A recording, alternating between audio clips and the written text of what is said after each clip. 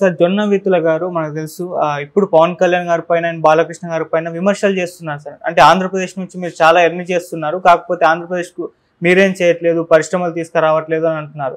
దీని పట్ల 'పవన్ కళ్యాణ్' గారి అభిమానులు కానివ్వండి, లేకుంటే తెలుగుదేశం అభిమానులు కానివ్వండి, ఆయన పైన విమర్శలు అయితే చేయడం చూస్తున్నాం సార్. మరి అసలు ఆయన ఏం చెప్పారు? దీన్ని ఏ విధంగా చూడొచ్చు అంటారు సార్? ఆయన ఒక యూట్యూబ్ ఛానల్‌కి ఇంటర్వ్యూ ఇచ్చారు. అందులో ఆయన ఏం చెప్పారంటే, ఇక్కడ చిరంజీవి గారు ఒకప్పుడు పార్టీ పెట్టారు, తర్వాత తీసేశారు. పవన్ కళ్యాణ్ పార్టీ పెట్టి నడుపుతున్నారు. అట్లాగే బాలకృష్ణ కూడా మూడోసారి ఎమ్మెల్యేగా ఇప్పుడు కంటెస్ట్ చేశారు. సో వీళ్ళందరూ కూడా ఏం విమర్శిస్తున్నారు? సినిమాలో ఉండేవాళ్ళు కావచ్చు, బయటోళ్ళు కావచ్చు, జగన్ని ఏమన్నా విమర్శిస్తున్నారంటే, జగన్ ఆంధ్రప్రదేశ్కి పరిశ్రమలు తీసుకురావట్లేదు అనేది వీళ్ళు విమర్శిస్తున్నారు. ఫైన్, దాంట్లో నాకేం అబ్జెక్షన్ లేదు. పరిశ్రమలు రాకపోతే విమర్శించాల్సిందే. కానీ నేను పవన్ కళ్యాణ్ని, బాలకృష్ణని సూటిగా ఒకటి అడుగుతున్నా. మీకు సినిమా ఇండస్ట్రీ నుంచి 60% రెవెన్యూ ఆంధ్రప్రదేశ్ నుంచి వస్తుంది. మీరు ఆంధ్రప్రదేశ్కి సినిమా ఇండస్ట్రీ పరంగా ఏం చేస్తున్నారు? మీరెందుకు సినిమా పరిశ్రమను ఆంధ్రప్రదేశ్కి తీసుకురావట్లేదు? కనీసం 50% సినిమా షూటింగ్లు ఆంధ్రప్రదేశ్లో మీరెందుకు జరపట్లేదు? పవన్ కళ్యాణ్ సినిమాలు ఎందుకు జరపట్లేదు? బాలకృష్ణ సినిమాలు ఎందుకు జరపట్లేదు? అవి జరిపితే ఆ మేరకు రెవెన్యూ వచ్చేది కదా అనేది ఆయన బేసిక్ ప్రశ్న. ఇప్పుడు పవన్ కళ్యాణ్ ఆయన అడిగింది ఏంటంటే, రోజుకి 2 కోట్లు తీసుకుంటున్నాను, నీకు అక్కడ 60% ఇన్కమ్ ఆ 2 కోట్లలో అక్కడి నుంచి వస్తుందిగా.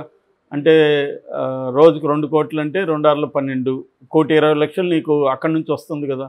మరి నువ్వు ఏం చేస్తున్నావు? నీ 1,20,00,000 ఏమో అక్కడి నుంచి తీసుకుంటున్నావు, నువ్వు ఆంధ్రప్రదేశ్కి ఏం చేస్తున్నావు అనేది ఆయన అడిగిన ప్రశ్న. ఇది దీంతో ఆయన మీద ఇప్పుడు ఆయన ఏదో జగన్కి సపోర్టుగా మాట్లాడుతున్నాడని విపరీతంగా తెలుగుదేశం వాళ్ళు, జనసేన వాళ్ళు ఆయన మీద ట్రోల్ చేస్తున్నారు, జొన్న విత్తల మీద. నిజానికి ఆయన కాంటెక్స్ట్ అయితే కరెక్ట్గానే మాట్లాడాడు. ఎందుకంటే ఇప్పుడు సినిమా ఇండస్ట్రీ ఎప్పటి నుంచో ఇదే ప్రాబ్లం. ఇక్కడ సినిమా ఇండస్ట్రీ కాదు, అనేక ఇండస్ట్రీలు ఇక్కడ ఉండడం వల్లే ఉమ్మడి ఆంధ్రప్రదేశ్లో 45% ఉమ్మడి ఆంధ్రప్రదేశ్ రెవెన్యూ ఇక్కడ హైదరాబాద్కే వెళ్ళిపోతుంది. సో హైదరాబాద్కి వెళ్ళిపోవడం వల్ల, హైదరాబాదు తెలంగాణలోకి వెళ్ళిపోవడం వల్ల ఆంధ్రప్రదేశ్ ఆర్థికంగా బలహీనపడిపోయింది. ఎందుకంటే అక్కడ హైదరాబాద్తో పోలిన సిటీ లేవు. అతిపెద్ద సిటీ అంటే అక్కడ వైజాగ్, 15 లక్షల పాపులేషన్ వైజాగ్, 10 లక్షల పాపులేషన్ కూడా విజయవాడ ఉండదు. సో అంతా చిన్న టౌన్స్ అక్కడ.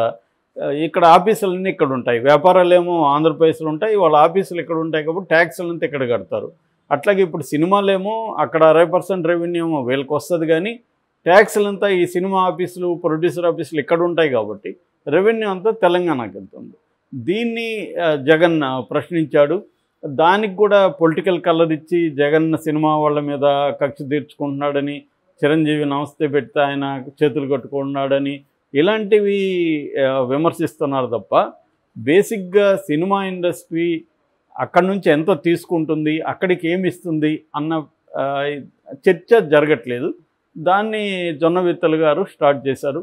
అది కరెక్టే. ఇప్పుడు ఆయనేమి జగన్ని ప్రశ్నించొద్దని అనలేదు కదా. జగన్ని ఖచ్చితంగా మీరు ప్రశ్నించండి. మీరు ప్రశ్నిస్తున్నప్పుడు మిమ్మల్ని నేను ప్రశ్నిస్తున్నా. మీరు మిగతా పరిశ్రమలు పక్కన పెట్టండి, తెలుగు సినిమా పరిశ్రమ నుంచి అక్కడికి మీరేం తీసుకెళ్లారు? అక్కడే మీరెందుకు తెలుగు సినిమా పరిశ్రమకు సంబంధించి మీరు చేయొచ్చు కదా. దాన్ని ఏమైనా జగన్ అడ్డుకుంటే అప్పుడు మాట్లాడండి. మీరేమన్నా అక్కడ స్టూడియో, ఇప్పుడు అక్కడ రామనాయుడు స్టూడియో ఎప్పుడో చంద్రబాబు పీరియడ్లో ఇచ్చారు. నేను కూడా ఒకసారి వెళ్ళి చూసి వచ్చాను ఋషికొండ మీద. అక్కడ ఏమీ యాక్టివిటీలు చేయలేదు కదా.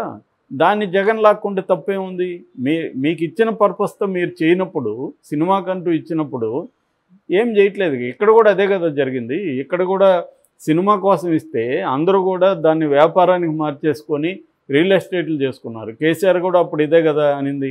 పద్మాలయ కావచ్చు, ఎన్ కన్వెన్షన్, ఇవన్నీ కూడా సినిమాకని తీసుకొని వాళ్ళు ఆ పర్పస్ కాకుండా వేరేవి చేస్తున్నాడు. అందుకని నాగేశ్వరరావుకి, ఎన్టీ రామారావు గొడవ కూడా ఇదే. నాగేశ్వరరావుని ప్రశ్నించింది కూడా ఎన్టీ రామారావు ఇదే అనమాట. నువ్వు తీసుకునే సినిమా పర్పస్, నువ్వు ఆ పని చేయకుండా దాన్ని కమర్షియల్గా మార్చుకొని కమర్షియల్ కాంప్లెక్స్లు కట్టుకుంటే నీకెందుకు ఇవ్వాలి? ఫ్రీగా లీజుకి తక్కువ రేటుకి ఎందుకు ఇవ్వాలి అనేది ఎవరైనా ప్రశ్నిస్తారు కదా. సో వీళ్ళు ఏంటంటే, తెలుగుదేశం ఉన్నప్పుడు కొంతమంది నిర్మాతలు కావచ్చు, మిగతా వాళ్ళు అక్కడేమో ల్యాండ్స్ గ్రాబ్ చేసుకోవడానికి స్టూడియో పేరుతో ల్యాండ్స్ తీసుకున్నారు. నువ్వు స్టూడియో పేరుతో తీసుకున్నప్పుడు స్టూడియో కట్టి స్టూడియో ఇచ్చేయాలి. అక్కడేమీ ఆ పనులు చేయలేదు. పనులు చేయనప్పుడు అక్కడ రియల్ ఎస్టేట్ వాల్యూ పెరిగినప్పుడు అనవసరంగా చాలా భూమి వీళ్ళ చేతిలో ఉంటుంది. అదేమో సినిమా పరిశ్రమకు ఉపయోగపడట్లేదు. కాబట్టి దాన్ని వెనక్కి అడగడంలో తప్పేం లేదు కదా గవర్నమెంట్స్. అదే లీగల్గానే ప్రొసీడ్ అవుతారు కదా. దాంట్లో కక్షాదింపు ఏముంటుంది? నువ్వు అప్పుడు నిజంగానే నేను చేస్తాను అని చెప్పి చెయ్యి అక్కడ. సో ఇక్కడ ఏంటంటే క్లియర్గా అందుకని జగన్ ఏం చేశాడంటే ఒక సిస్టమ్ని తీసుకొచ్చాడు. జీవో నెంబర్ 35 రిలీజ్ చేసి దాని మీద కోర్టుకు కూడా వెళ్ళారు. కోర్టు కూడా నేను ఇన్వాల్వ్ కానని చెప్పింది. అదేంటంటే ఇష్టం వచ్చినట్టు రేట్లు పెంచుకోవడం ఇవన్నీ అల్లకల్లోలం చేశారు ఒకప్పుడు ఈ హీరోలు. ఎందుకంటే వీళ్ళు రెమ్యునరేషన్ ఎక్కువ తీసుకుంటారు కాబట్టి టోటల్ బడ్జెట్ పెరిగిపోయింది. బడ్జెట్లో 60-70% రెమ్యునరేషన్లకి పోతుంది. అందుకని చాలా పెద్ద సినిమాల హీరోల సినిమాలు చాలా నాసిరకంగా ఉంటాయి. చాలా సీన్లు చూస్తే మనం ఆడేం బడ్జెట్ ఉండదు. ఎందుకంటే ప్రొడ్యూసర్ల నుంచి మేజర్గా హీరోలకు వెళ్ళిపోతుంది. సో దీనివల్ల ప్రొడ్యూసర్లు కూడా ప్రాబ్లం ఏంటంటే అక్కడ పోయి షూట్ చేయాలంటే హీరోలకు అదనపు ఖర్చు పెట్టాలి. వీళ్ళ ట్రావెలు, వీళ్ళు ఒక బ్యాచ్ని తీసుకొస్తారు. ఏ హీరో అయినా ఒకడు రాడు, మినిమం ఒక 10 మంది ఉంటారు. ఈ 10 మందికి మేపాలి మళ్ళీ అక్కడ వాళ్ళు. తర్వాత ట్రావెలు, ఎందుకంటే నేను నయం డైరీస్ చూసినప్పుడు ప్రొడక్షన్ కూడా దగ్గరుండి నేను చూసుకున్నాను. అప్పుడు నాకు అర్థమైంది ట్రావెల్ వీళ్ళంతా ఎట్లా బాదుతారని. ఇప్పుడు ఒక ఫైట్ ఉంటుంది అక్కడ. అవుట్డోర్ ఫైట్ అంటే అక్కడ ఫైటర్స్ని తీసుకుంటే ఒప్పుకోరు వీళ్ళు. అక్కడ లోకల్గా ఎవరో ఫైటర్స్ ఉంటారు, పెట్టుకుంటే కుదరదు. వీళ్ళనే పెట్టుకోవాలి, వీళ్ళోళ్ళే చెప్పిన వాళ్ళు ఉండాలి. వీళ్ళు ఏమో అన్నీ డబుల్ రేట్లు వేస్తారు. సో వీటినంతా ప్రొడ్యూసర్ భరించాలి. అందుకని షూటింగ్స్ 50% అక్కడ చేయాలంటే ఈ ఖర్చు అంతా ఉంటుంది. రెండోది హీరో ఒప్పుకోడు. ఫస్ట్ ఆఫ్ ఆల్ అక్కడికి రాను నేను అంటాడు. ఇతనికి వేరే పనులు ఉంటాయి ఇక్కడ, అవన్నీ చూసుకుంటూ నేను ఇక్కడే ఉంటానంటాడు హీరో అక్కడ షూటింగ్లకు ఒప్పుకోడు. సో ఒప్పుకున్న ఈ ఖర్చు అంతా డబుల్ అవుతుంది. వాళ్ళకి అక్కడ హోటల్స్ అన్నీ బుక్ చేయాలి. సో అందుకని జగన్ ప్రభుత్వం ఏం చేసిందంటే లొకేషన్ ఫ్రీ చేసింది. తర్వాత అన్నిటికీ సింగిల్ విండో పెట్టింది. అంటే అక్కడ చేసే ఎన్ని లొకేషన్లు చేసినా అన్నిటికీ ఒక దగ్గర డిపాజిట్ మాత్రం కట్టాలి. షూటింగ్ అయిపోయినాక అక్కడ ఏమన్నా డ్యామేజ్లు ఏమన్నా లేకపోతే ఉంటే దాని వరకు పట్టుకుంటారు, లేకపోతే మొత్తం డిపాజిట్ వెనక్కి ఇచ్చేస్తారు. అంటే ఆల్మోస్ట్ లొకేషన్స్ ఫ్రీ. సో అప్పుడు అలా రూల్ పెట్టినా కూడా ఎవరు వెళ్ళలేదు. అందుకని జగన్ ప్రభుత్వం ఏం చేశారంటే మీరు మీ ఇష్టం వచ్చినట్టు నెంబర్ ఆఫ్ షోలు వేసుకోవాలన్నా, టికెట్ రేట్లు పెంచుకోవాలన్నా ఒక కండిషన్ పెట్టారు. అదేంటంటే 100 కోట్లు దాటి ఉండాలి బడ్జెట్, రెమ్యునరేషన్స్ కాకుండా, ప్లస్ 20 రోజులు షూటు ఆంధ్రప్రదేశ్లో చేసి ఉండాలి. 20 రోజులు లిమిట్ పెట్టారు మీ మొత్తం షూటింగ్ డేస్లో. ఓన్లీ పర్సంటేజ్ కూడా పెట్టలే వాళ్ళు. 20 రోజులు ఇక్కడ చేస్తే సరిపోతుంది. మీరు 10 రోజుల వరకు టికెట్ రేట్లు మీ ఇష్టం వచ్చినట్టు టికెట్ రేట్లు పెట్టుకుంది, నెంబర్ ఆఫ్ షోలు కూడా వేసుకోండి అనేది ఇప్పుడు రూల్ పెట్టారు. ఈ రూల్ పెట్టడం వల్ల ఇప్పుడు కొన్ని సినిమాలు, పెద్ద సినిమాలు అక్కడ పోయి షూట్, పుష్ప కావచ్చు, అంతకుముందు చిరంజీవి సినిమాలు కావచ్చు, ఇవన్నీ అక్కడ పోయి చేస్తున్నారు ఈ రూల్ కోసం. ఈ రూల్ లేకపోతే అది కూడా అయ్యేది కాదు. సో వాలంటరీగా ఎవరు కూడా ఎవరు ఎంత మాట్లాడినా కంప్లీట్గా అన్నీ కూడా ఆర్థికంగా లాభం నష్టం మీదే నడుస్తాయి ఇవన్నీ. అంతేగాని ఆంధ్ర మీద ప్రేమని పవన్ కళ్యాణ్ మన ఎవరు ఈయన బాలకృష్ణ చెప్తే అవన్నీ కూడా కామెడీగా ఉంటాయి తప్ప ఏముండదు.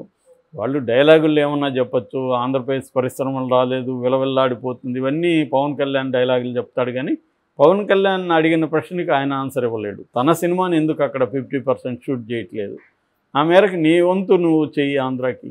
అట్లాగే నువ్వే కాకుండా నీకు ఇన్ఫ్లుయెన్స్ ఉంది కదా సినిమా ఇండస్ట్రీలో, నీకు తెలియని ప్రొడ్యూసర్ లేదు కదా, అందరికి అప్పీల్ చేయి, నువ్వు ఆర్గనైజ్ చేయి. పవన్ కళ్యాణ్ బాలకృష్ణ అనుకుంటే ఇదేం చేయలేరా? ఖచ్చితంగా చేయగలరు. ఎందుకంటే చిరంజీవి ఆల్రెడీ నేను పెద్దని అన్నిటికి ఎంటర్ అవుతున్నాడు, బాలకృష్ణ ఎంటర్ అవుతున్నాడు. బాలకృష్ణ ఆయన ఏంది పెద్ద, నేను కదా పెద్ద అంటున్నాడు. మరి వీళ్ళందరూ కలిసి సగం ఇండస్ట్రీని అక్కడికి తీసుకెళ్ళడం, అక్కడ కొన్ని ఆఫీసులు రిజిస్ట్రేషన్ చేయించడం, ట్యాక్స్ అక్కడికి తీసుకెళ్ళడం, ఇలాగ సినిమా ఇండస్ట్రీ నుంచి 60% ఇన్కమ్ వస్తుంది. కాబట్టి మేము కనీసం ఒక 30% 40% మా ఇన్కమ్ నుంచి మళ్ళీ ఆంధ్రప్రదేశ్కి మేము అందిస్తాము. ఇప్పుడు అక్కడ ఒక షూటింగ్ జరిగితే అక్కడ అనేక మంది లోకల్స్కి పని దొరుకుతుంది, వాళ్ళకి ఎంప్లాయ్మెంట్ దొరుకుతుంది. అక్కడ అలాగే ఎడిటింగ్ స్టూడియోలు కావచ్చు, పోస్ట్ ప్రొడక్షన్, ఎక్కడైనా చెన్నైకి వెళ్తారు పోస్ట్ ప్రొడక్షన్కి ఇప్పుడు కూడా మ్యూజిక్ అలా, అవి ఇక్కడ కూడా నెలకొల్పచ్చు కదా, వాళ్ళని రాయితీలు అడగచ్చు. ఈకపోతే అప్పుడు విమర్శించవచ్చు గవర్నమెంట్ని. సో ఇవేమీ మీరు చేయకుండా పరిశ్రమలు రాలేదు అనేది రాంగ్ అనేది ఆయన ఉద్దేశం. ఆ మేరకు ఆయన అడిగిన దాంట్లో తప్పేం లేదు. ఆయన ఏమీ బ్యాడ్గా కూడా అనలేదు. జగన్ని సపోర్ట్ చేస్తూ కూడా ఆయన మాట్లాడలేదు. ఆయన ఆంధ్రప్రదేశ్ గురించి మాట్లాడినాడు తప్ప జగన్ని ఆయన మాట్లాడలేదు. జగన్ గురించి ఆయన పట్టించుకోలేదు.